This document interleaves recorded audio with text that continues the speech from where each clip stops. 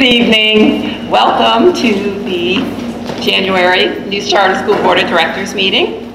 Glad to see everyone and hope everyone is well on this wintry evening. We'll call the meeting to order. Let me take a moment to read our ethics statement. Board of members are reminded that it is our duty to avoid conflicts of interest in the appearance of conflicts of interest as we handle the work of this board. Does any member of the board know of any conflict of interest or any appearance of conflict with respect to any matters coming before us at this meeting? If so, please state them for the record. Hearing none, if during the course of the meeting you become aware of an actual or apparent conflict of interest, please bring the matter to the attention of the chair. It will then be your duty to abstain from participating in discussion on the matter and from voting on the matter. Thank you. So can you please review the agenda? Staff will have new business items. I don't know if you want to go ahead and mark them on the agenda. We'll technically have 3 items, 2 that are numbered and in your packet of materials. 1, a proposal for consideration for a market rate adjustment to the base salary schedule for certified positions. 1 is a landscaping contract or grounds maintenance contract, and then the other is the school calendar for the 2019-20 school year. Those are up. New business.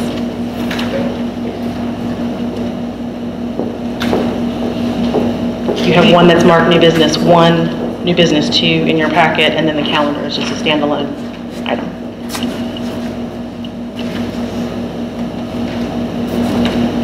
Any other comments on the agenda? I'll make a motion to accept the agenda. Thank you. Do I have a second? Second. All in favor? Opposed? The agenda has been accepted.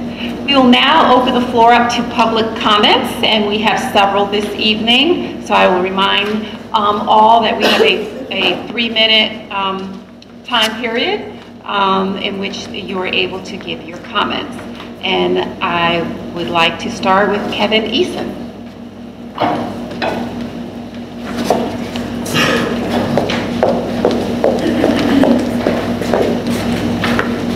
I'm 100 feet tall, so I don't know. No, that's weird. Thank you for allowing me the opportunity of speaking with you this evening. My name is Kevin Eason, and I'm a parent and guardian of a new student at News Charter School. After having met with several teachers and members of this administration, I was ecstatic to learn that we had made the lottery and would be able to attend News this year. However, it was not long after the year began where I found myself wondering what in the world we had managed to get ourselves involved with. During the first few months of the school year, I have witnessed or been made aware of numerous behaviors and events that have led me to be deeply concerned about News as a public academic institution. An initial red flag was set off when I discovered that a member of this very board had posted prayer requests listing numerous bulleted items, including the hope that parent volunteers would all be good Christians and that students would know the love of Jesus Christ, the Son of God. Since my concerns have only continued to grow, from recordings of teachers reading Bible scriptures to students during the day, to students being incentivized with breakfast to attend overly sectarian events where scripture, Christian hymn, and other events are taking place during homeroom, from inviting an adult to discuss religion with a class that devolved into passing out a graphically illustrated comic book of the Bible while telling those students they needed to believe the teachings if they wanted to avoid hell, to members of the administration approaching other parents when a gay-straight alliance was proposed and to offer their behind-the-scenes support while fearing professional backlash of outwardly supporting the group in such a strong Christian culture and of upsetting major stakeholders. These are merely a select few examples of situations that I've been made aware of in a very short time here at News. In my eyes, these kinds of practices are not only illegal, but create an environment that makes students from different backgrounds feel as though they have no place in a community that has been charged with providing them with developmental and academic opportunities. It sends a clear message to students that they only belong if they fit perfectly into a defined set of values and beliefs. I've made numerous attempts to bring these concerns to the attention of the administration and have volunteered to help create policies and practices, but have been met with little to no transparent change and accountability. If Noose wants to act as a private Christian academy, it's certainly an option that it can select. However, it must then immediately cease accepting state and federal funding and be open about it having such a culture. Or, if NCS wants to be a public school that receives public funding, it is vital that it act as such and follow state and federal law around such topics. I'd much rather Noose spend its money and resources on being able to provide the best possible academic experience for all of its students, rather than having to spend money and resources as a result of having unconstitutional practices. Make no mistake, I want NCS to be an incredible school where students are able to receive top-notch education.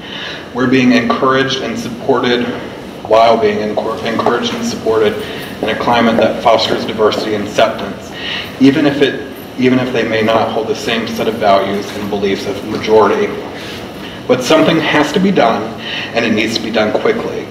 Immediate and intentional action is a must, as this issue is not one that will simply disappear. I, like many others, are happy to assist in this process.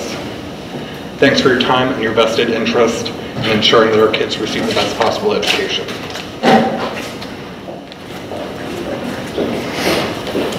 Thank you, Mr. Eason, for sharing your thoughts. Our next speaker is Caitlin Dimoff. Sorry if I mispronounced it. Caitlin?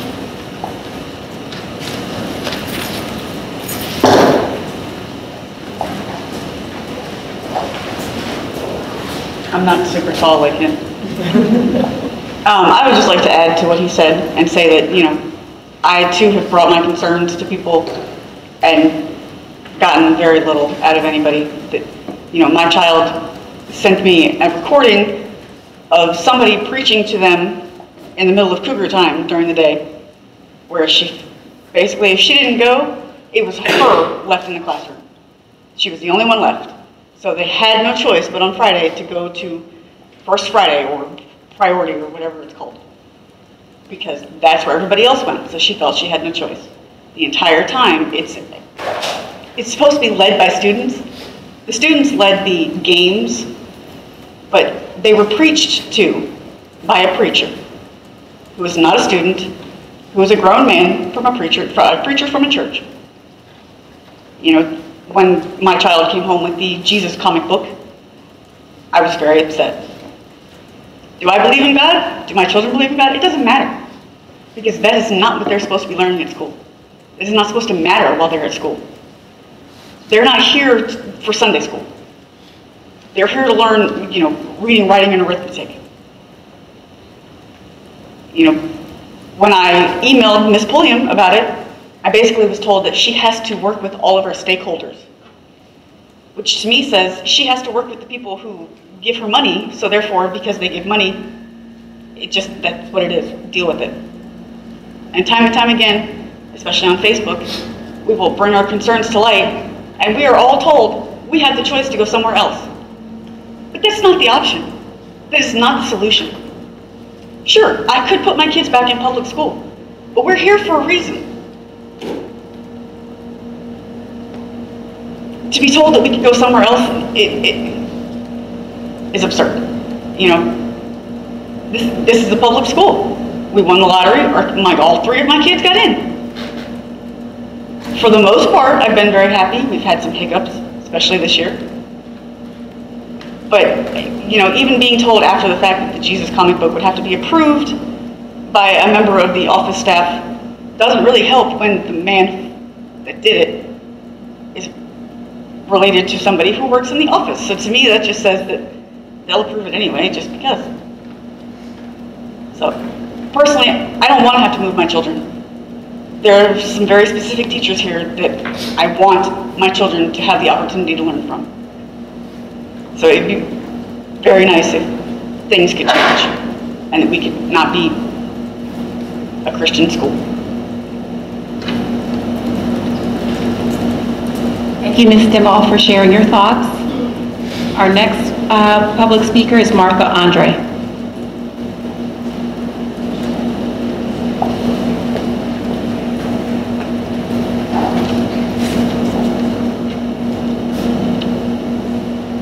Good evening, and thank you for the opportunity to address the board tonight.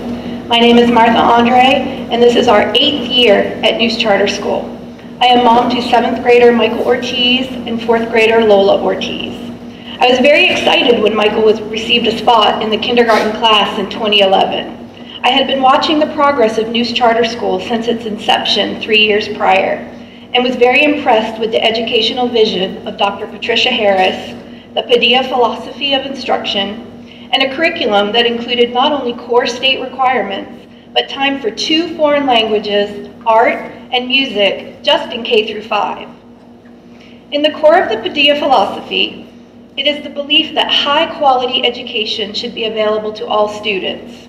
To attain this, schooling should not only provide didactic teaching of subject matter, coaching that produces the skills of learning, and Socratic questioning in seminar discussion, but it should also prepare students to be good citizens of the nation and the world through the growth of the mind's understanding of basic ideas and issues.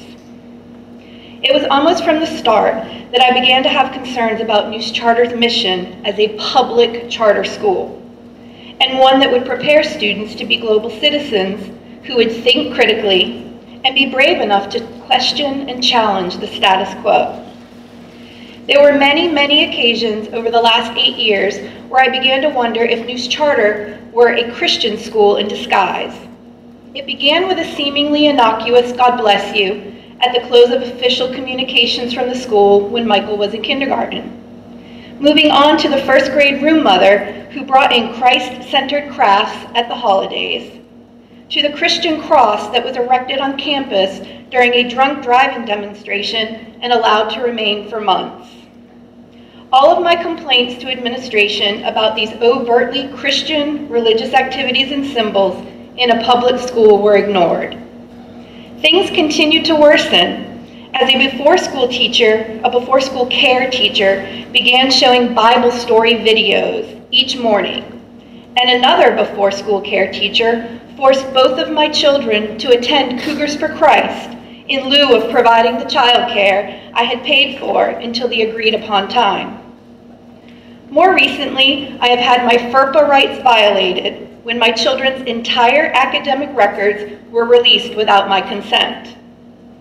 My son Michael's state and federal rights by statute were violated when a teacher demanded that he stand for the Pledge of Allegiance and ordered him out of the classroom when he would not. He has been ostracized, bullied, and called un-American for his stance on the pledge, as well as made to feel ostracized from Cougars for Christ because he did not believe his friends, who do not believe in God, would go to hell. At no time has there been a lesson or an opportunity to engage in community discussion that explains that Michael is in fact exercising his very American right to free speech, or that there are different world religions and different beliefs under the umbrella of Christianity. Students are not being taught to think critically or globally, or being introduced to varying opinions or beliefs. The Supreme Court has made it very clear that officially sponsored prayer and proselytizing is not acceptable in the school environment. Yet Neuse Charter continues to engage in unlawful religious activity. In the last 12 months, the school has held a baccalaureate graduation event at a local Baptist church in which board members and the school director held an active participatory role. The school has allowed religious activity to occur during lunch and cougar time, which, contrary to currently held belief, is indeed considered school time. The school has allowed Christian-based biblical material to be distributed to 4th graders and allowed proselytizing by a Baptist minister to the same set of 4th graders. I'd just like to note that I am Roman Catholic by birth, and we do not believe that not believing in God will cause a child to go to hell. The school allows the middle school boys' head basketball coach and faculty member assistant coach to lead the team in prayer before games. Finally, a board member has issued a public statement to the community asking for prayer and Christ-like teachers and administration, in addition to beseeching attendees at an open house to give thanks to God and continue to pray for Neuse Charter School. Every single one of these activities is a violation of the law, and they have been brought to the attention of administration repeatedly in the last 5 months by our last speaker, Mr. Eason. Yet no changes are being made. I join Mr. Eason in imploring the school to cease and desist immediately from these religious activities and consider that our budget be better spent on education, the education of our students, our future global citizens, rather than defending an impending lawsuit that the school is sure to lose. It is not an option to remind us that Neuse Charter is a school of choice and that we can choose to attend elsewhere if we do not like what is happening. We've been told that many, many times. As a public charter school, and having earned our place in a state-approved lottery, we have every right to stay here and demand that the school obey the laws or cease to accept state and federal funding immediately. Thank you very much for hearing my comments tonight. Thank you, Ms. Andre, for sharing them with us. And our final speaker is Shannon Casey Wright.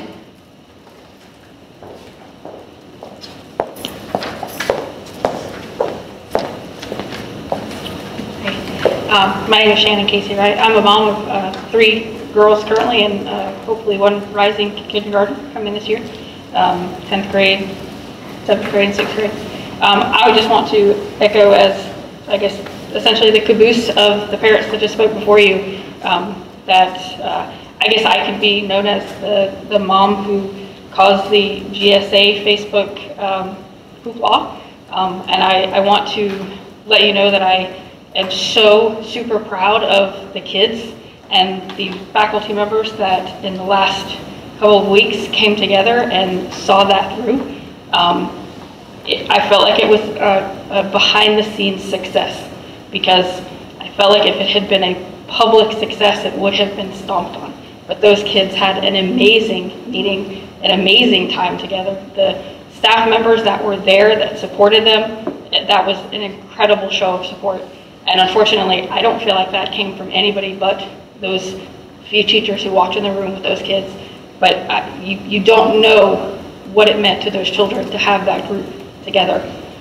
The amount of disgusting backlash that came from that, both publicly and privately, was unreal to me, that parents would say things about other children that they did. But for every negative comment, there were 3 parents who said, yes, please, we need more people to stand up for the little guys, whether that be an LGBT, whether that be a religion, whether that be a race, whatever minority needs that support. This is a public school and we're supposed to be giving that support.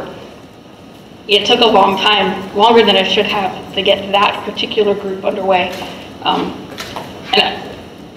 one more thing that I feel like before I finish, this is the first time I've ever had the opportunity and pleasure to sit before you and watch your board meeting, and mistake of my own maybe. I'm really kind of sad at what I just watched, because 3 people just stood up and told you that they have concerns, and the foot tapping and the gum chewing and like smirks, I'm really like, I'm not sure. That was really not kind of the response that I was really hoping from a group of professional people sitting on a school board of what I think is an amazing school in Johnson County that gives my kids an opportunity that I don't know that they would have had. I have many other schools to choose from. I have many varieties of ages, and this is where I want them. But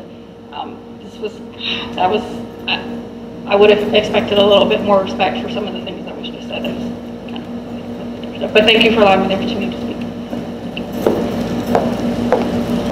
Thank you, Ms. Wright, for your comments, for sharing, and again to everyone for taking the time to come to the board meeting to share your thoughts with us.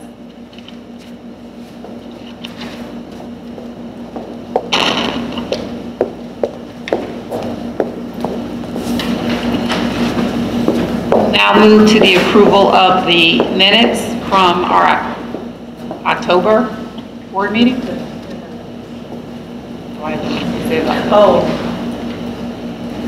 Yeah, I think it's supposed to be November. I'm sorry. That are in your packet.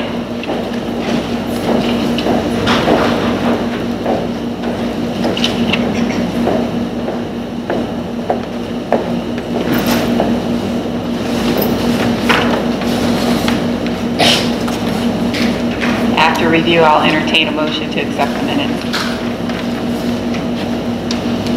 Make a motion to accept minutes. Second. All in favor? Opposed? Minutes passed. Mr. Lynch available? Is there anyone who wants to give a report on behalf of the Athletic Booster Club? I don't believe they have a report for tonight's meeting, but we did have a joint finance meeting, and I'm sure Mr. Dunn will talk about that later on when he gives the finance committee report.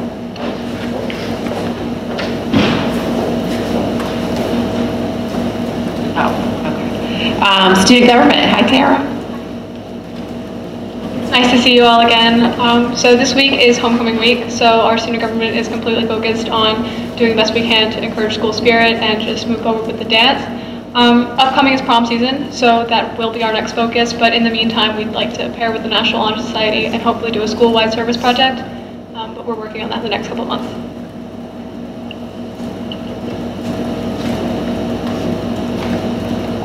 Our director's report.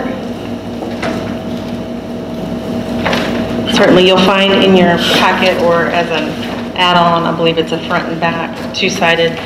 As per what we started last month, I wanted to go ahead and just give you sort of a printed version of my report.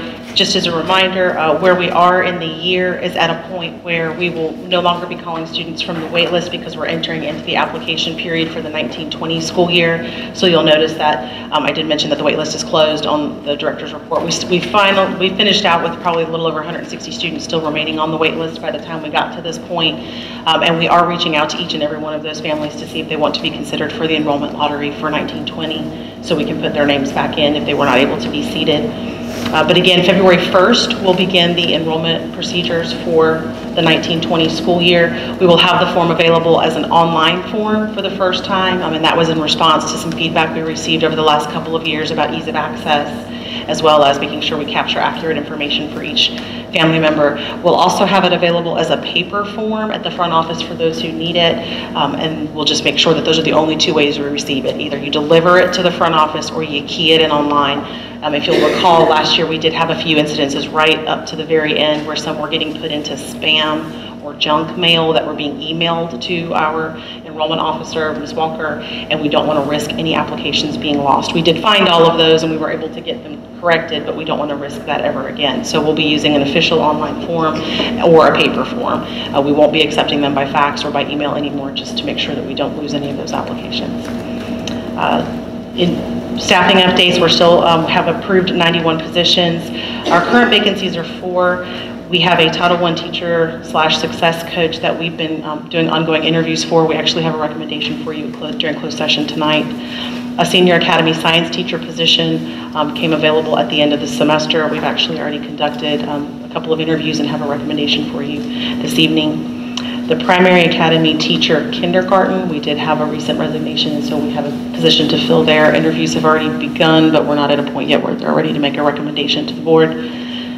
And then we do have, this one's a little bit interesting, I've kind of got it listed here as a primary academy teacher assistant special funding. We did receive some special state funding to support one of our students on campus with a teacher assistant. So we are getting ready to start conducting the interviews for that particular position. I just don't know if the board needs to officially approve the addition of the position. It's an extra position to support specific student needs based on the IEP and the special state funding that's available. So I'll kind of defer to you when we get to finance whether or not that's a approved position that needs to be added in, or if we're allowed to go ahead and fill it since the funding has already been administered by the state.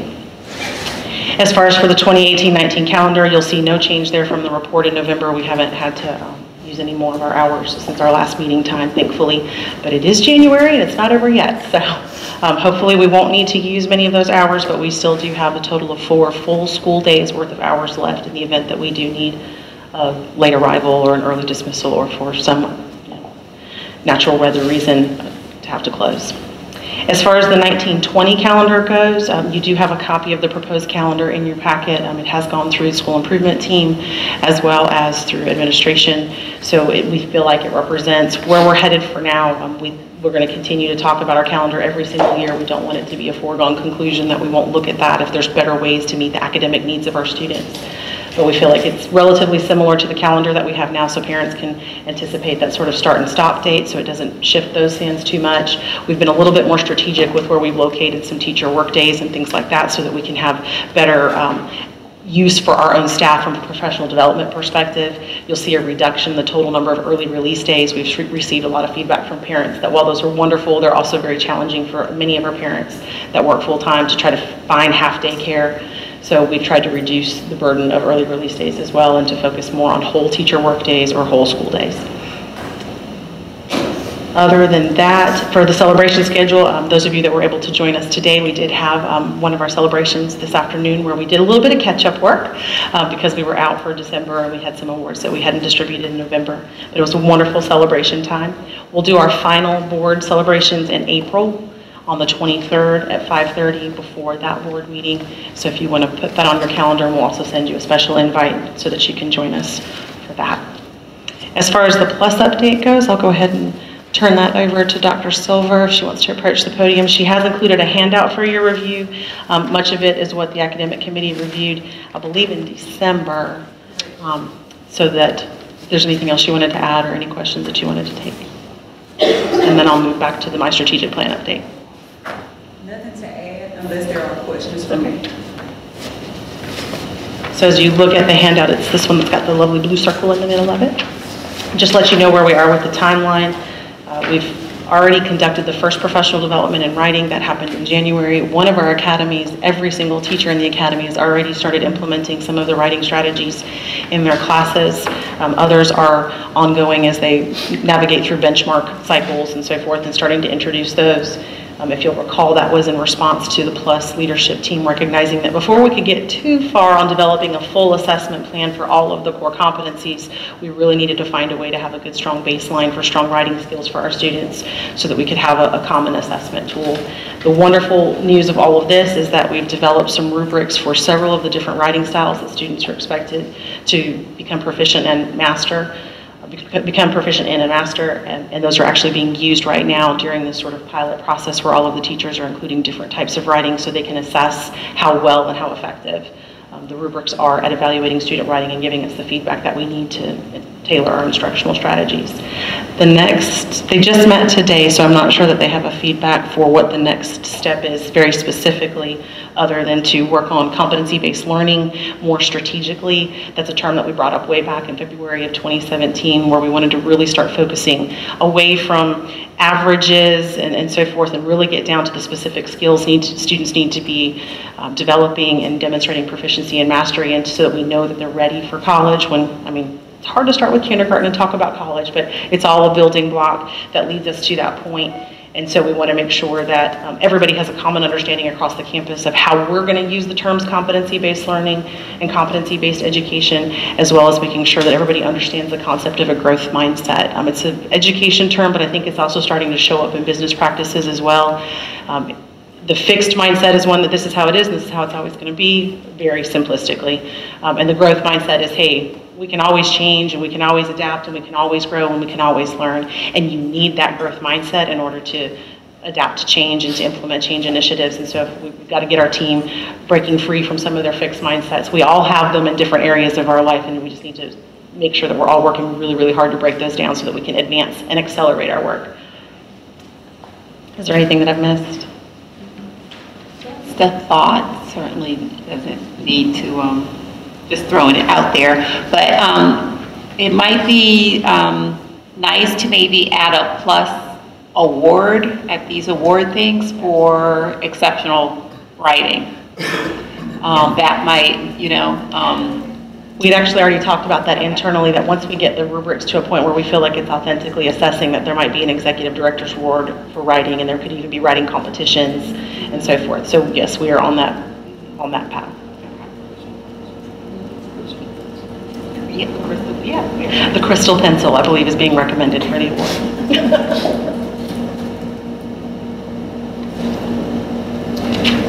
With that, I'll take you over to our strategic plan update. Would you mind displaying? As you turn your attention to Mr. Smith and Dr. Swartzlander getting a pie in the face. A special thank you to Mr. Williams and all of those that take pictures across our campus for helping us to keep that to be a lively reflection of all the events that are happening on campus. But what I wanted to talk with you about tonight is we've talked a lot about the strategic vision of the school ever since I came on in July of 2016. But we've yet to really firmly put forth an official strategic plan. And so in order to do that, we need to start with some sort of a framework. Where should the school be headed? What should we be working on?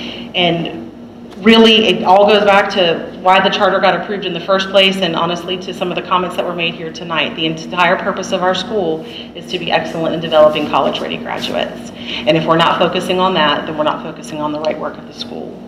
And so, recognizing that, I wanted to draw your attention to sort of our check mark of progress. That really, when I sat down and looked at our school's progress performance over the last several years, it sort of naturally took the shape of a check mark. And what's best about a check mark is at that top right, I think of Mr. Dunn's constant reference of up and to the right. That's where we're headed. We want to be an A-rated institution, and I specifically put there A+ NG. If you don't know the school report card structure, you can earn an A by having an 85% performance rating or a score of 85, which is a combination, of course, of proficiency and meeting or exceeding growth targets. In order to receive the distinction of A+ NG, it means your students are doing so well that there's actually, statistically speaking, not a whole heck of a lot of growth they can do from year to year because they're at such a peak performance. And those are the schools that we're trying to compete with, and the schools that are emulating what we would like to be beyond other things that we want to be for ourselves in our own school community. So from an external observer standpoint, when we get to the point where we get an A+ NG rating, colleges and universities for the most part will agree that our students are college ready. We will not rest on our laurels. We will not rest simply on this one indicator of performance. We've been talking at length about coming up with an assessment cycle for our own use that aligns with the PLUS core competencies. And so in order to make sure that our students are college ready, we'll look at this as an external evaluation tool, but we'll be also looking very internally, as was just mentioned, having writing awards for ourselves, recognizing when our students are demonstrating leadership and presentation skills, when their advanced computational skills are really taking off. I think of our robotics teams and other types of engineering things that we need to be increasing our focus on. So just for those who may not be able to read, in 2014-15 school year, our school earned a B rating at a 76. And in my tenure here, that is still the peak performance score. Between 15-16 and 16-17, we saw a steady decline, we fell to a 70, which was the last number for a B. We've talked about it openly. A 69 would have pushed us into a C rating. As a result of bringing me on and me being able to work with all of our teams and to continue to listen to our teachers and our parents, even our students, we needed to refocus. We needed to double down on the academic purpose of the school, on developing college-ready graduates. The quick wins that we had last year by being able to turn the tide and make it a 72, it's still a B, it's a little bit better B, and we met growth. What you don't see on the check mark is that in 76, with the 76 score, we actually exceeded our growth targets for the year, which means students learned more in a year than they were projected to learn per the EVOS model. With the 75, we met growth, which in and of itself is a slip. And then when we earned that 70, we had not met growth. So not only was our performance slipping, but the growth of our students was slipping. We turned both tides last year. Not only did we get a 2 percentage point uptick in performance, we also met growth for the first time since 2015-16. So our goal this year is to hit the 75 proficiency rating or a score report card rating with a meter exceeds growth. And candidly speaking, you can't go from a 72 to 75 if you're not meeting or exceeding growth. So those two things will go very hand in hand. It's a little too early to talk about fall scores, but we did get some of them back for some courses like biology and English too, and they're showing that we're on the right path. Math, unfortunately, because it is a renorming year, we won't even see those scores until I believe it's September. And so it's going to be a wait and see, but we are using our internal benchmarking process to keep track of things and to keep our thumb on the pulse. And in February, Dr. Silver will have a much more detailed academic report from the numbers perspective for us. An 85 is an A. That is still 10 points away from where we're not yet at. I think of our 5th grade club, the Yet I Club. We call them Yetis, but yet have I to reach my goal. Therefore, I come to this club so I can figure out how to reach my goal. So yet have we to reach our 75, but we have the talent, we have the resources, we have the commitment, we have the dedication. We're going to get there. And then we'll just keep on climbing. But we also have to reiterate over and over and over again that this is but one measure. It is a measure that everybody knows and is aware of, and that is used from a charter oversight and review perspective to make sure that we're delivering on the curriculum that the state is paying for us to deliver. So we do need to keep our minds on it. What you'll see coming in on the sides of it, though, are really the most important part of the graphic, and that's the teaching and the learning. Now more than ever, we must continue to emphasize quality in our learning objectives. For us in teacher speak, that's our curriculum, not just what it is, but how we evaluate it, how we develop new curriculum, and how we ensure that all of our curriculum is aligned from the K-12 perspective. The one thing that gives us a tremendous advantage we don't leverage enough. All of the instruction and all of the curriculum is on this one campus. We have no excuse for not getting it right across the K-12 continuum. There's no other entities to engage with. I don't, as a former high school teacher, I can't say, oh, that middle school that I don't know where you came from did this to you. This is our school. Every single student has the potential to be ours, even as one of the speakers mentioned, since kindergarten is already in 7th or 8th grade, or 6th grade. We have juniors on campus that have been with us since kindergarten. We can control this piece, and we need to control it well. In addition, we need to strengthen our teaching always. That's a continuous improvement goal for every single school in every single environment. But we want to take it to the next level. And I talk about instruction and instructional delivery. We recognize that the world is changing.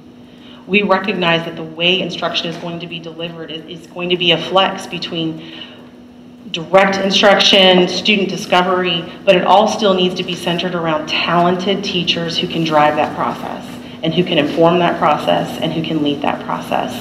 So we need to not only have top talent in our instructional staff from a content perspective, we also need to have that growth mindset and that flexibility of how do I personalize this learning environment for my students so that they can learn the way that they best learn.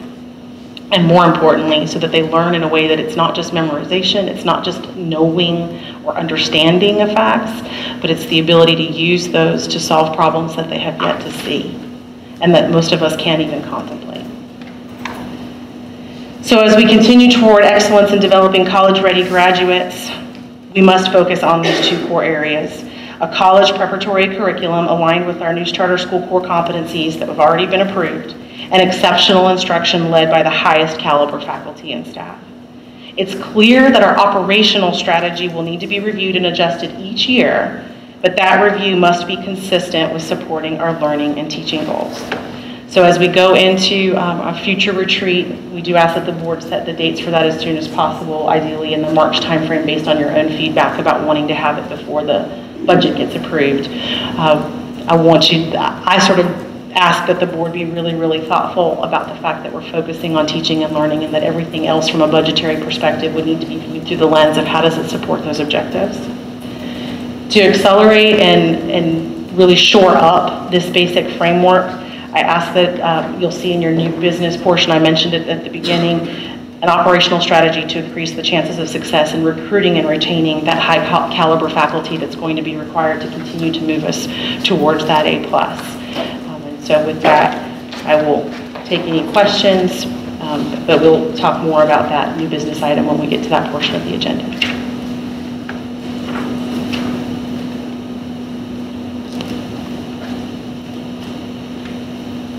Thank you very much. I like the check mark. Yeah.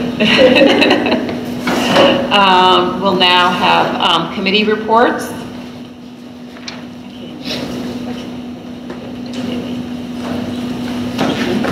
There was no executive committee report.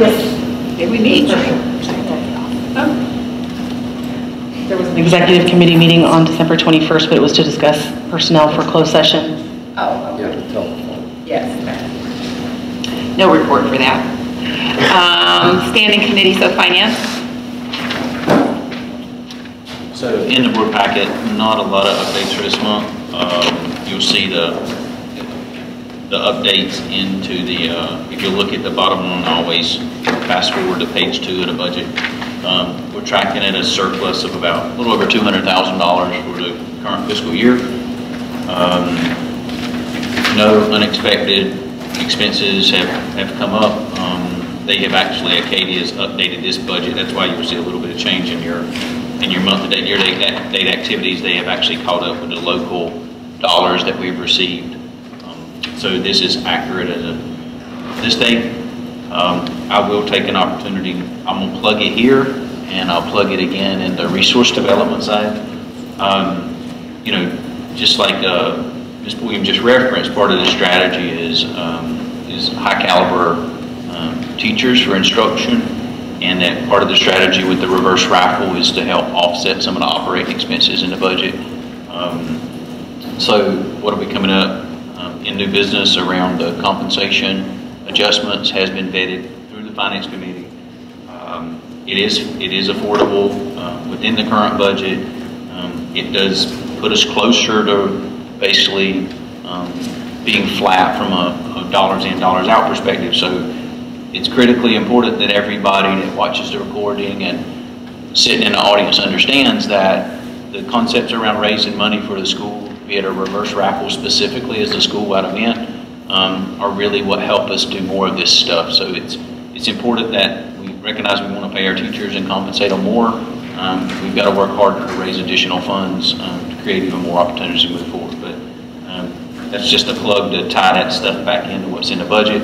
And as we plan for next year, we'll revisit the full staffing and compensation model in the board retreat. I'd make a recommendation to approve the budget as presented for this month. Second. Discussion? All in favor? Aye. Opposed? Motion passed. Thank you. Resource Committee? I don't have the notes in front of me, but I'll try to summarize it, and Susan can chime into it. I'll have to say the resource committee is basically comprised of volunteers. Nicole and Lori and Wendy working with administration, and it's just been amazing to watch how they pulled together to actually put together this reverse raffle event and look strategically at where we want to go from a resource development perspective. There was some meetings. Paul was in attendance. We met with like the Johnston Health Foundation to start to learn more about how institutions, more from an institutional perspective, look to raise money. We're having some discussions with some other vendors that do those kinds of services for the school, and it's really more just from a learning exercise, right? You don't know what you don't know thing. You got to be open-minded. You got to go listen and learn. So we're in a little bit of a learning stage around. You can go all the way from just having an event coordinator to a fundraising person to a full foundation that raises capital and institutional money. So right now we're just at the stage where we're just going out there talking, listening, and learning. But the primary focus from that committee right now is the reverse raffle and really making sure that's successful. They've got a lot of great prizes, door prizes. They're going to have a live auction. So I think in support of those people that are working so hard, I think we should put our foot in there with them. So that'll be their main focus for the rest of the year. Oh, did I miss anything?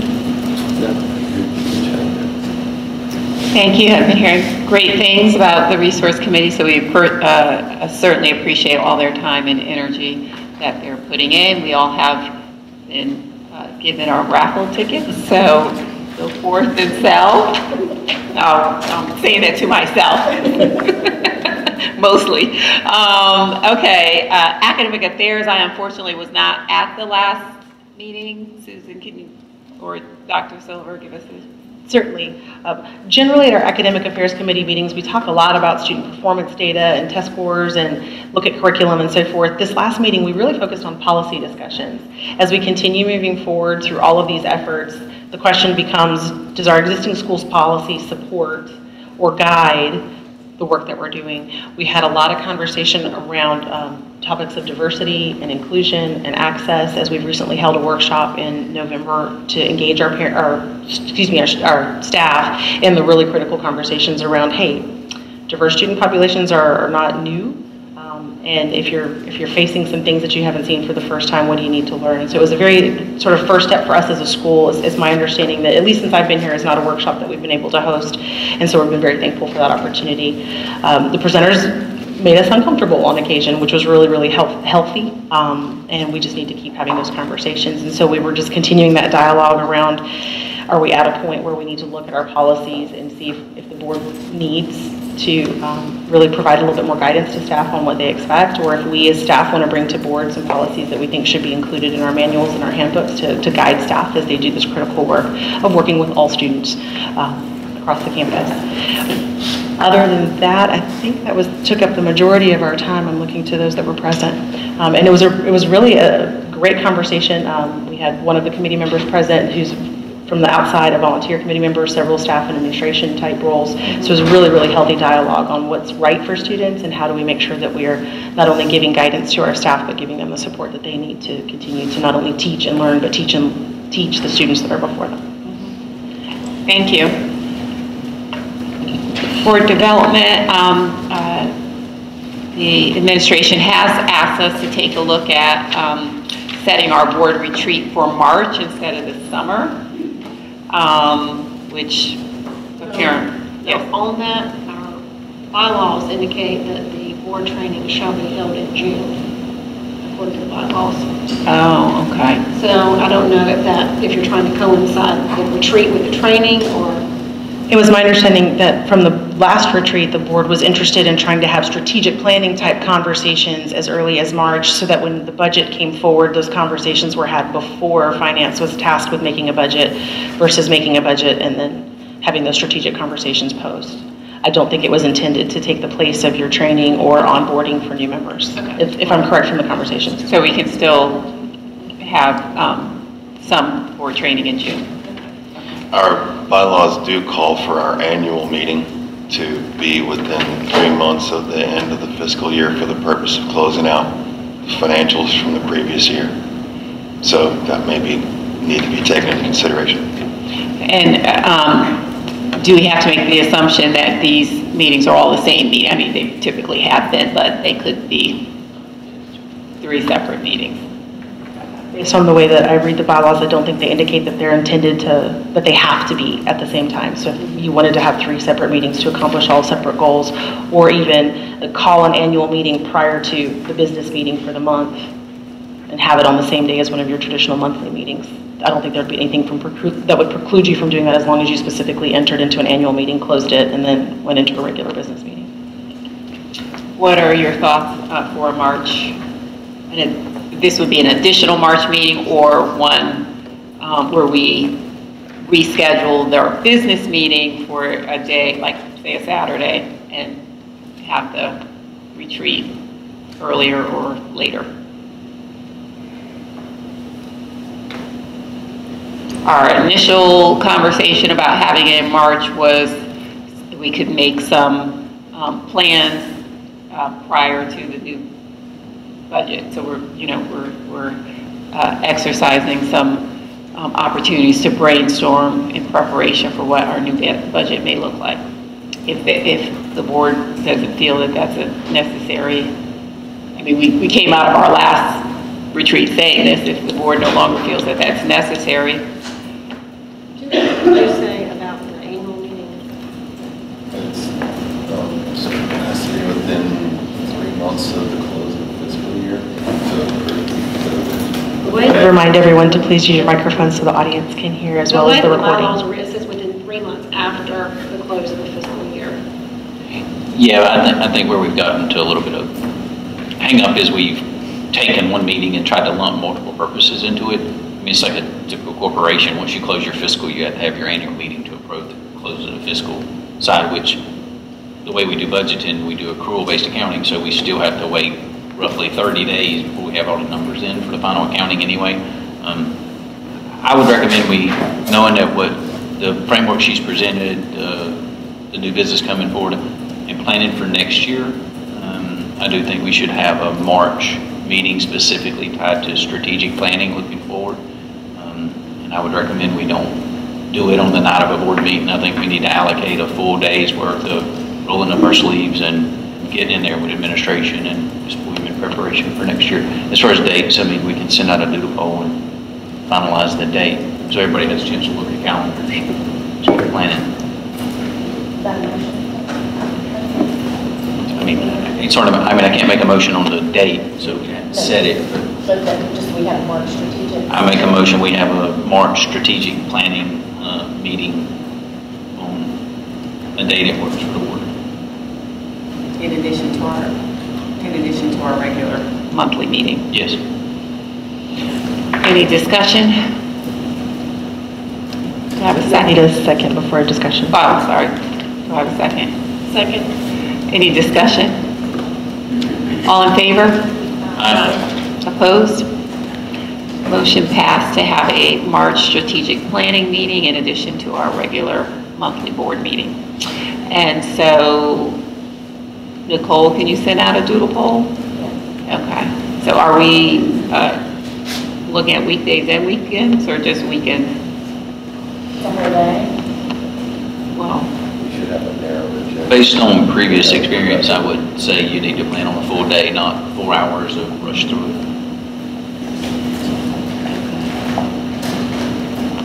What's that, Bill? I'm just saying, before we've tried to do it in like 4 hours and it feels like a rat race to get to the end of the week. Staff would be happy to work with board development to put together an agenda and figure out the time before we set up the doodle poll. So you know if it's a half day or a full day. As long as it's an agenda meeting that has a meaningful, that it's not, Outcome. that it's a focused meeting, and because you go all out, you go 8 hours, Yep. and your brain can be mush when it is. Okay, so Ms. Pullen, you're going to provide an agenda and then I will do a doodle poll after that, correct? okay, I believe it is nomination time in the calendar. Yes. And so, So according to our bylaws, and I'm just kind of, just as a refresher to remind everybody, the number of directors that are on our board of directors shall be no less than 5 and no more than 11. The person has to be 18 years old to be qualified. And paid employees of the corporation may serve on the board of directors only as non-voting members. In January is which we at our meeting tonight, we would decide whether we want to open up for additional nominations to expand the board. And should we decide to do that, in February we would do a call for nominations. And Don would select a nominations committee. In February, they would do the call for nominations. The nominations would close in March. And in April, we would present a slate. The nominations committee would then present a slate of potential new board members to the board. And then at our May meeting, those individuals would be voted on.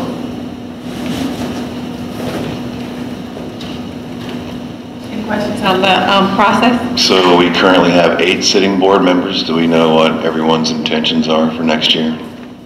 Whether or not all 8 intend to stay?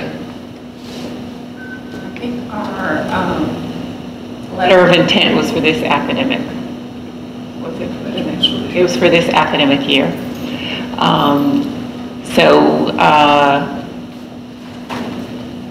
If anyone wants to formally let us know that they do not intend, if not, to serve for the upcoming year, or we can just have the nomination chair that I'm going to appoint survey our board members to see their intentions for the upcoming year. But I would be happy to entertain a motion if the board would like to motion to open nominations up for the upcoming academic year. I make a motion we open nominations for board members for the upcoming year. Second. Any discussion? I think one of the things we had done in previous years when we did this was actually, in preparation for opening nomination, we kind of did a needs assessment by the board, looking at strategic areas, whether it's financial, accounting, attorney-wise, academia, etc. I just think as we get ready to open it for next month, let's just make sure we do that, so we kind of gives me. I would agree. I would suggest that as part of the responsibility of the nomination committee to identify appropriate nominees. I would agree. Any other discussion? All in favor? Aye. Opposed? Motion's passed. If I may nominate Michelle for the nominating I knew that was coming. board chair. Just a reminder that the chair is a member of that committee by definition. Oh, okay.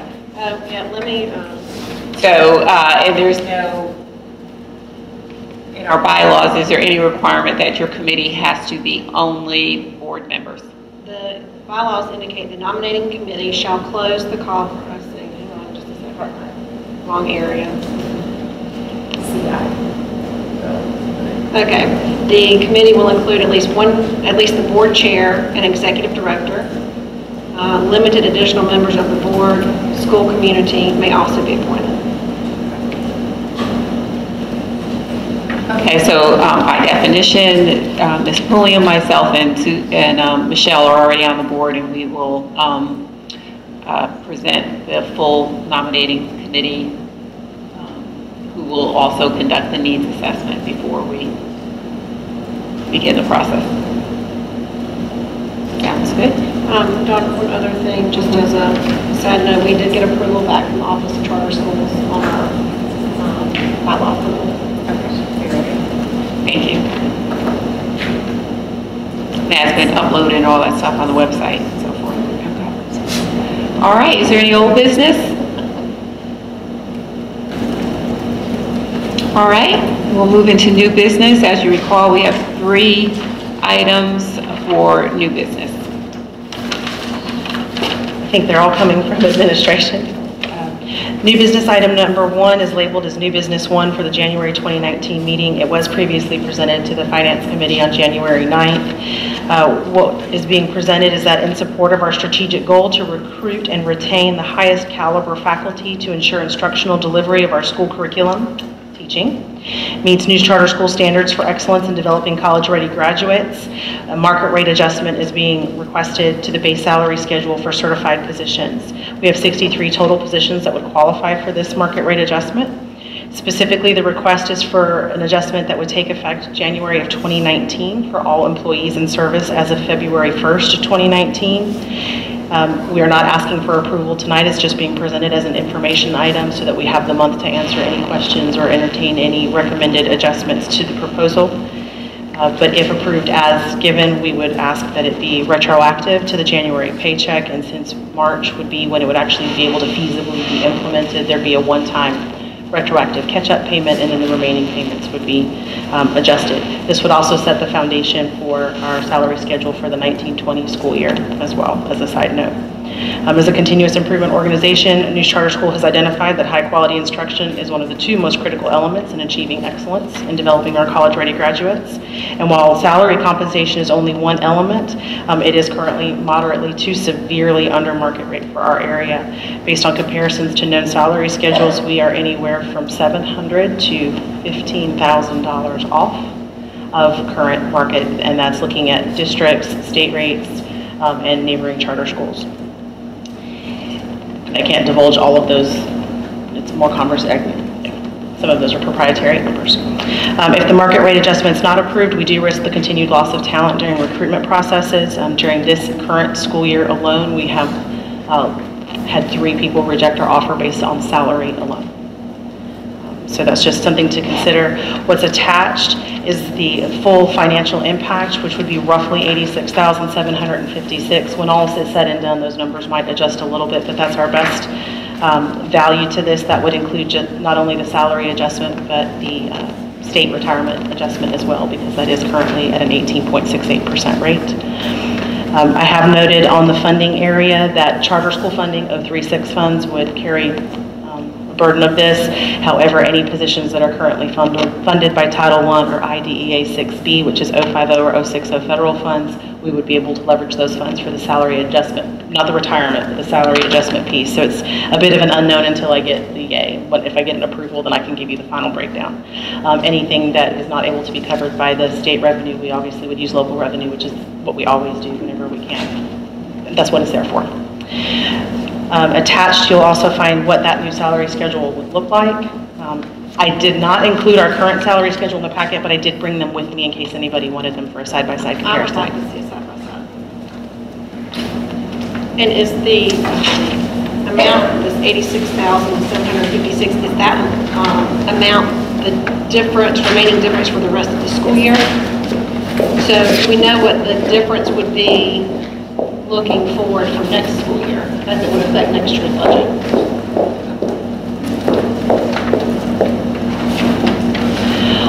Looking at next year's budget, it would actually be relatively similar, because if you'll notice, the adjusted salary schedule takes what we would consider our peak. If you look at the 2018-19, the one that was just handed to you, you'll see that usually around year 23 in the step cycle is when we would sort of max out someone's pay schedule. The new schedule advances that to year 15. As a result, any staff members who are in the 15 to 24 range would see basically no adjustment moving forward. However, those in the 0 to 15 range. So we'd accelerate the rate at which they get to their peak and then allow them to hold that peak for longer. So year over year, that portion becomes less risky and actually more stable. Yeah, Ronnie, let me ask you a question. This is the. Why did you mention that we were aiming for a 200,000 surplus? And then were you discussing this and you mentioned something about they would pretty much flatten us out? Well, Or I may have misheard you, but. So what I was saying was, if you go look at the current budget that's tracking for this year, we would end this year with roughly about $200,000 in surplus against our budget. What you have to remember is, from previous discussions, is the way that we're looked at from a cash flow perspective each fiscal year is you never want to spend more than you take in. It's just good practice. Now, if you had to dip into reserves for some reason for a capital expenditure, we had to do some different accounting so that we see that we're doing that. I made that point because you don't want to approve any kind of expenditure increase that you can't fit within your budget. So we're running a $200,000 surplus right now. So that $86,000, if approved, is affordable within our current budget. It's just a raise in expenses. We'd still be running somewhere around, over $100,000 surplus. Now, you're right, when you look at next year, that's why under strategic planning, you have to sit down and say, okay, the executive directors declared a framework for strategic plan. There's going to be investment pivots that may or may not need to be made. You have to look at that forward looking. But what I can say is, we looked at the Finance Committee meeting, since our current way we compensate is purely based on years of experience and these other criteria, every single year, if your current staff stays on, this was when I did it about 3 years ago, you added about $40,000 to $50,000 of incremental just base salary, another 25 to 30% in benefits packages on top of the salary. When you look at the new model from a year-to-year increase, it's not moving a lot. It may be somewhere in the $5,000 to $10,000 range, which is negligible in the grand scheme of the budget. So saying it's affordable next year is not really something you can easily answer right now, because one, you have to determine what's your staffing mix going to be like next year. That makes your pay scale. And also then, what do you think your funding model is going to look like from the state? Even if everything stayed flat with our budget, yes, you can afford it, because we've got cushions built in the budget in other places, just on being proactive about it. But to give you a final number for what would be the impact for next year, you can't really do that because you have to reevaluate what staff's on there, as well as what will be your staffing profile for next year, which hopefully as we get closer to March, we would have recommendations as far as the strategic planning. And remember, these contracts, we do this pay scale on a year-by-year basis. Does that answer your question? Yeah. Thank you. What kind of enrollment impact could happen that would dramatically change or impact our, at what point is there a? So we receive, per pupil allotment. I don't have the exact number in front of me per pupil. You'd have to have, so let's just say, for example, hypothetically, you lost 10% of your student base, which is around 90 students. You would have to make staffing adjustments to compensate for that loss. And you don't want that to happen, because if you lose like a student in 10 different classes and you lose 3 students, it's not like you can just take a position out, which nobody wants to do anyway. But right now, given the reserves we're at and how we've done, there's other areas where you could cut some extracurricular stuff that we spend money on in the budget to compensate for it. So from a treasurer and finance perspective, I'm comfortable with the amount, as long as we keep putting the rigor on the quality of the product, as well as our fundraising efforts, just to give a little bit of extra cushion. But affordability, we've seen that year over year, our per student ADM number goes up. So I still think we would be fine. We're not going to be building anything anytime soon, simply because we've got to have additional cash reserves to be able to do that. But I think this part here is affordable. Did you want the per pupil funding?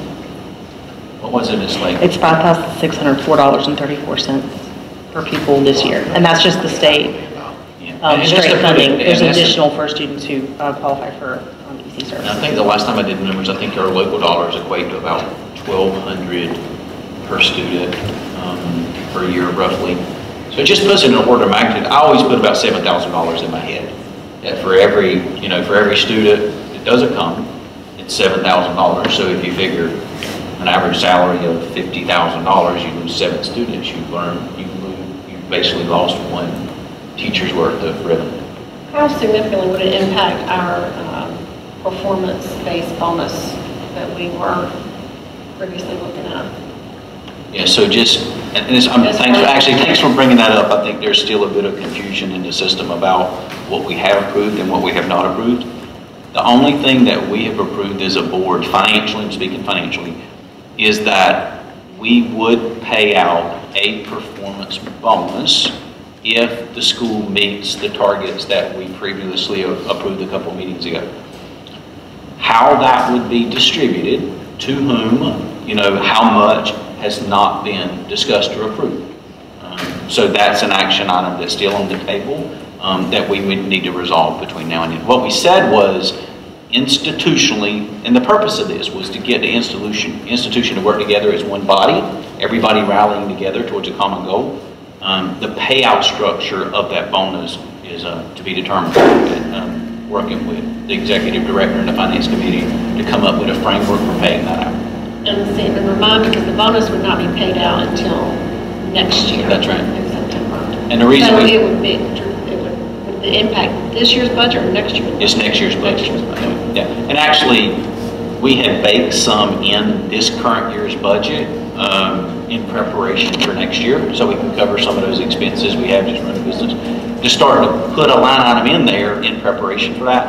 And just a reminder, the reason we did it that way is because we don't have the numbers of how we really did until that period in the August time frame. So you are right. So when we go into strategic planning in March, I think we should model the finances as if we are going to meet those targets. I believe in the people here. So we will need to model that in March as part of our strategic planning for the amounts. So Susan, do you have a enrollment growth history? I mean, are we growing at the same rate, or are we slowing in our growth? We are slowing in our growth only because we're hitting maximum capacity for the facilities that we have. Right now, the only place we have usually to expand is the junior and senior class, and that usually happens through the roll-up. So in the next 2 years, we're going to hit our final capacity because this is our last year of sort of lower enrollment for the junior and senior class. Okay, and so in thinking about that, we're getting ready to hit a stable budget from an ADM perspective. Yeah. It's just the per pupil amount that will come each year from the state that'll be the variable piece. So if we stay at a fix for the maximum, but yet our salary cost will go up based on the scale. So I have called that out a number of times before. Now, that's the theoretical side, right? The reality is, you know, teachers move, teachers decide to take different career opportunities. And the reality of it is you have to manage your personnel mix. It's the mix of people that are at what years of experience, at what qualifications. And that's an ongoing process you have to constantly evaluate. Now, in theory, if everybody here was a 24-year veteran with a master's in national board certifications, you can't afford it. I mean, you just can't afford it. It's not that we don't want that, you just can't afford it. So that talent strategy and talent mix, you're going to have a mix of, you know, younger in career teachers that have an opportunity to mold and grow, as well as senior. You're going to have to manage that mix of the talent. And you also, the slowing rate of growth, you can't always attribute to the fact that there's no room. I mean, there are other outside impacts. There's other outside impacts that are important to keep our eyes on, because at this point, if our marketing's perfect and our niche is perfect in the market and everything else is wonderful and we have wait list upon wait list, we still are going to hit max capacity. Right. But we need to be mindful of the fact that we've got to continue to manage the wait list and because it could go in reverse too. Because I mean, there's just there are a lot of things happening on the horizon that I don't know if we always can just sit and think you're just going to come here. No. And one thing I'll say is we had done some consultation with a couple of other larger charter schools, and when you look at the economies of scale that you start to benefit, some of the feedback I've gotten financially and talking to a couple of CFOs and stuff is it's really around that 12 to 1,500 student mark is where you just start to really get the benefits financially from the economies of scale. We're not going to get to that anytime soon, just from a facilities perspective. So we will have to manage it closely. I mean, we'll have to look at keeping our finger on the pulse. I mean, we've got a framework for where we're moving. She's got that A plus up to the right. School requires a little bit more rigor in all aspects of how we run the business, but we'll have to manage the teacher profile. But one thing I will say is we had covered it in closed session before, just because it's individual teachers. But for every single position we hire, we already have in our budget modeling how much is reserved for that position. So it's not like we're going to wake up one morning and all of a sudden there's 10 people with 24 years of experience with national board certification and it blew our budget out of the water. We track that very closely on every single hire, and that's brought up in finance committee when a new person comes on board, if it's above the amount for which that position was budgeted. We did not have that. No, that could be the most exceptional, high quality person, which defeats what well, I mean, candidly, with the volume of staff that we have now, the higher one in usually is coupled with a modest one in. Organically, we're hitting that good mix. And it's not that we wouldn't approve it. It's just there would a flag go up that says, "Hey, you got to make sure that you compensate for that somewhere else in the budget." So I think a key thing that you said that would be an item for the March meeting is this whole thinking around we're not building anymore, because I'm not sure that that's everybody's thinking. I mean, I just think we need to discuss that, because some people's thought was we could get more students if we had another building to expand and the expansion, and so I think that we probably need to either look at what our master's facilities plan is, make some kind of judgment on, this is the time frame that we will pause, or this is the time frame that we will try to have more buildings so that we can have more students, or what have you, especially since within 2 years we're going to pretty much be at max. For the per pupil allotment that wrote it down, $5,600 some odd dollars and 34 cents, I think you said. Just out of curiosity, do you know how they come up with that specific number?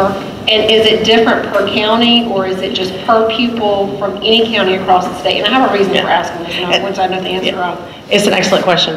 What the state does is they look at us in comparison with our local LEA.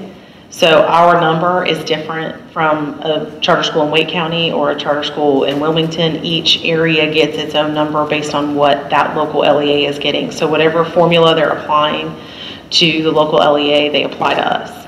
So it's quite possible that our per pupil in a different county would be higher or lower based on what the state provides in those areas in terms of extra assistance. so it would be different depending on where the money, which LEA was coming from. So if it was coming from, say, Wayne County, it would be different than coming from. That's just the And I can show that's you just a- the local per pupil allotment. No, Is there that's a the state rate as well. It's a state amount It's plus the adjusted. local amount? Yep, the state rate is adjusted based on where it comes from, and anybody who's interested, I can give you a quick tutorial on how to get to the site where they have all of that Yeah, posted. there's a, In addition to the What do local they being consider in different. the formula?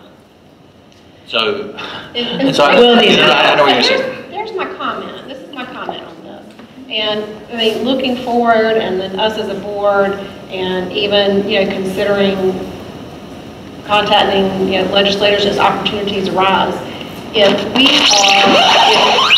teacher skill level is not factored in when they are allotting money to charter schools. So to make it extremely cost prohibitive for us to have the most experienced, qualified teachers, in some way, it seems to me that those allotments should include some sort of variation in. I had an exact same question, and so actually, I'll send it to the board, and anybody would see. There is a huge spreadsheet of how the billions of dollars across the state in education are allocated, and it's got all the different categories from instructional supplies to everything under the sun. And I dove in for that exact reason. I wanted to understand how they model the money you get. Do you tie it back to their pay scale of teachers? And from what I could determine, the answer is no. Basically what they did is, it was basically an average compensation at the time was about $43,000 from a budgetary perspective. Yeah, because when you look at it for a traditional public school, whatever qualification their teacher is what they get. They have no maximum student allotment that.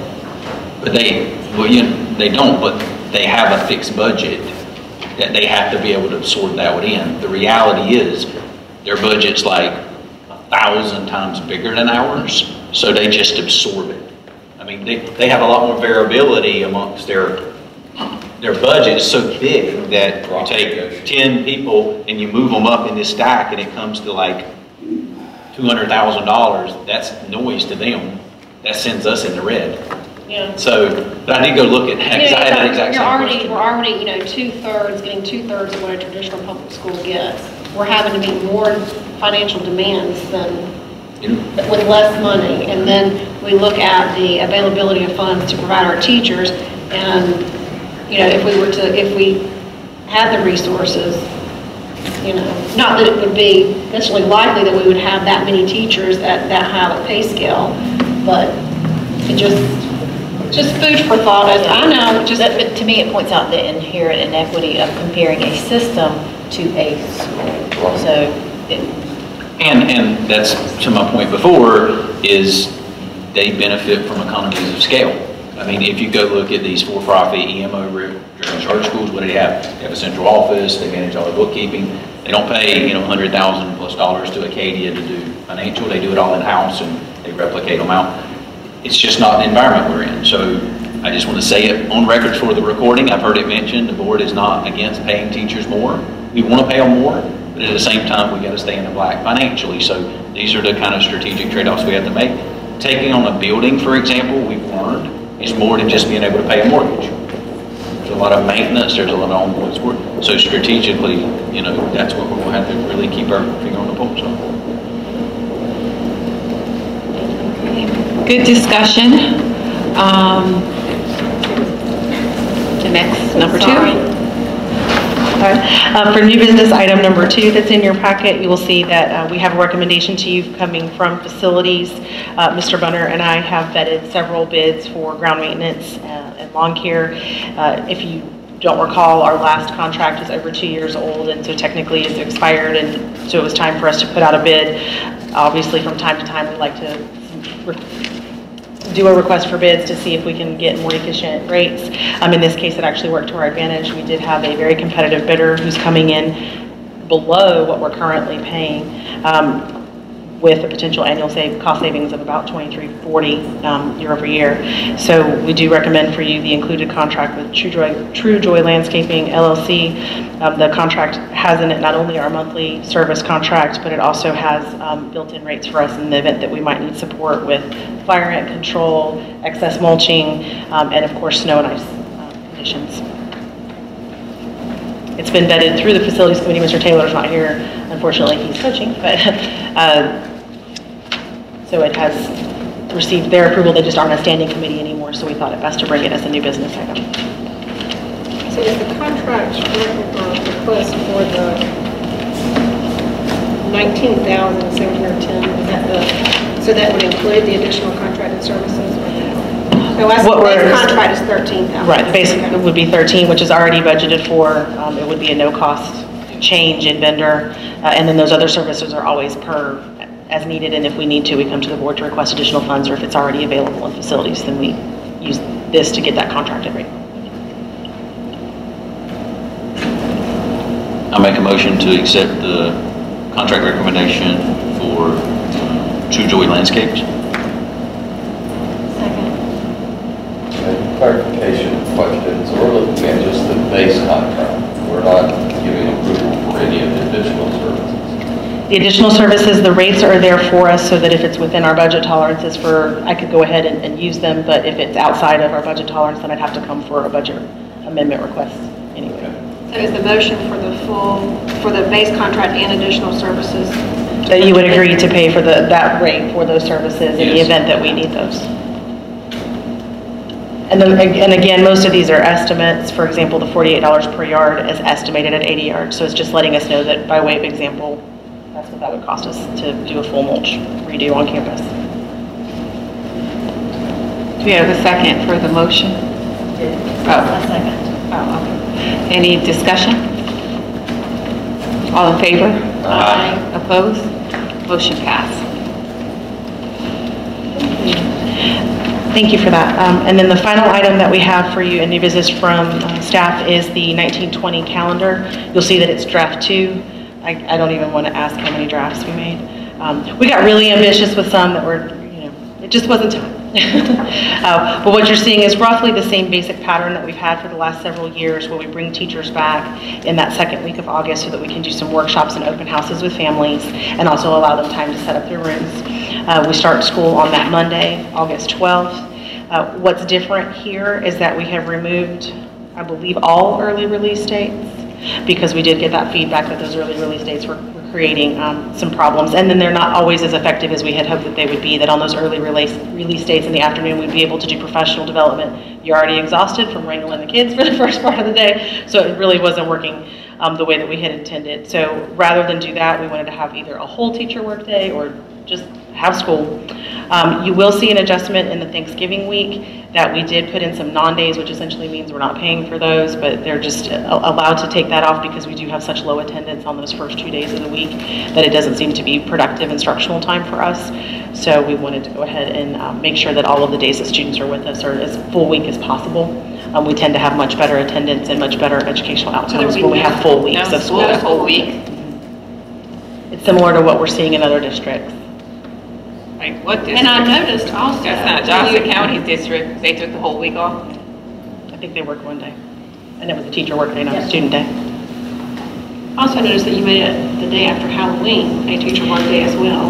That was actually by coincidence because it happens to be a Friday. So that is not a guarantee in future years.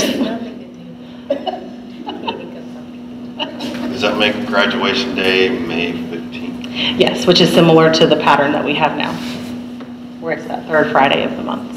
I'm only going to be interested in that day one time. I know. So one of the things that you had talked about before was, you know, as we look back to your strategic framework you referenced earlier today, is that there was some concern about that we're getting longer and longer periods during the summer for which the brain drain events are happening. Was there discussion around, you know, not that I'm a fan of students going to school 365 days a year, but was there some discussion that said, you know what, I mean, maybe it's time we relook at that? There was, and so we decided that as we continue forward in our strategic plan, that would be a year-long conversation where parents would really need to be engaged in the conversation. In addition, we did start talking about pulling back together summer camps beyond just the summer reading camp for those students with the state funds. In fact, we're actively working now to put together a slate of options for students who would like to, or families would like to have summer enrichment here on our campus with our teachers. So we are working to build that framework. We're focusing small right now. I think writing, we might try to do some math, but we're trying to just figure out the logistics of that. But we want our parents to look forward to that. In fact, this is a great opportunity for that with all of those months in the summer that they're not here with us, we know we can't control their learning during that time. So we want to do a lot more engagement when they leave for the summer. Here are some things you can work on, work with our parents. We're going to have several meetings with parents this spring to talk about, hey, here's ways you can keep your students engaged over the summer. Here's some activities we're going to host on campus. And here's maybe for you specifically a personalized series of things you might want to work on with your student over the summer so they're best prepared for the start of school in the fall. But yes, we are going to have continuing conversations about length of school year, but keep in mind right now this is a 10-month employment schedule. If we go for a longer school year, then we're not talking about 10 months of employment, we're talking about a longer employment contract, and so we go back to that compensation schedule as well. So it's a hand-in-hand conversation. Are you saying next year Johnson County schools have the whole week, because they didn't have the whole week off this year? This past year, I think they had the one day. They had Wednesday off. I'm looking at the calendar right here. They were teacher work days. Well, it doesn't say teacher work days on here, but.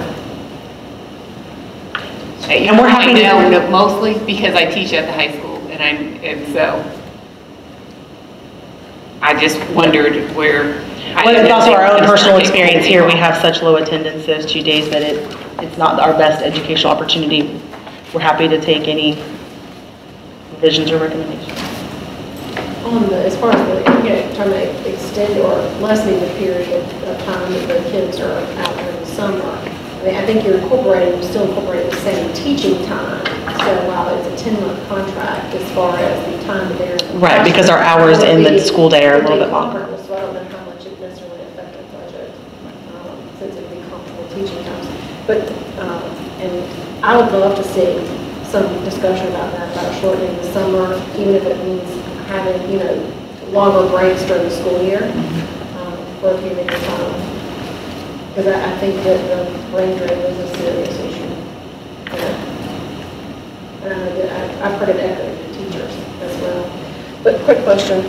I'm sorry, Michelle, you're saying going longer into the beginning of summer? The summer break. In other words, and I don't have a specific recommendation, but shortening that amount of time that they are out, even if it means that we had, so they were out, say, 8 weeks during the summer or 6 weeks during the summer, but then you would work in more breaks during the school year. By way of example,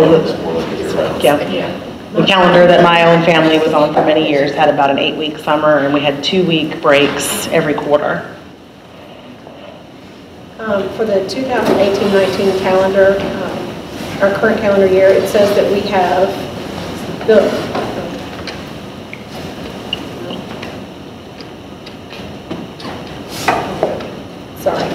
For the current calendar year, it says we have 1,077 hours built into our current calendar.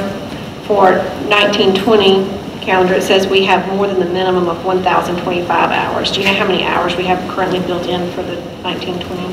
I just wanted to know compared to what it was this year. 1,072.5. 1,072.5 for 1920. For this proposed calendar. Okay. So it's just about 4.5 hours short. Or 5 hours, something like that. Or not short, but shy of what it was this year.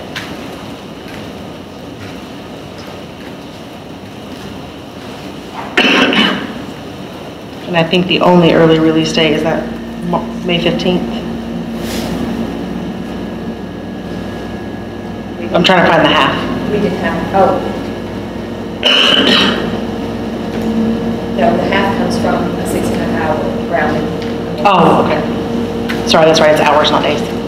And our days are 6.5. I'd be happy to entertain a motion on the calendar.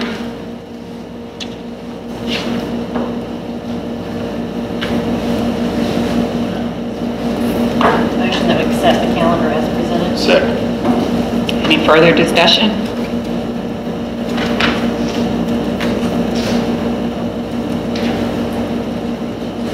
I'm gonna give you a second, Rob. Okay. All right. All in favor? Aye. Opposed? Motion accepted.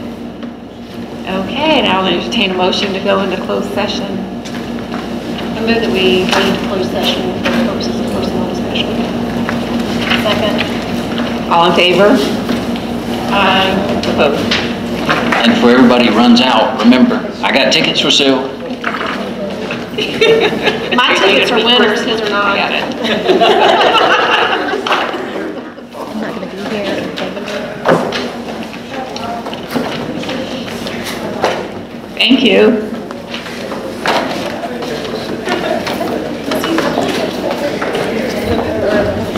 You've never had a chance to go.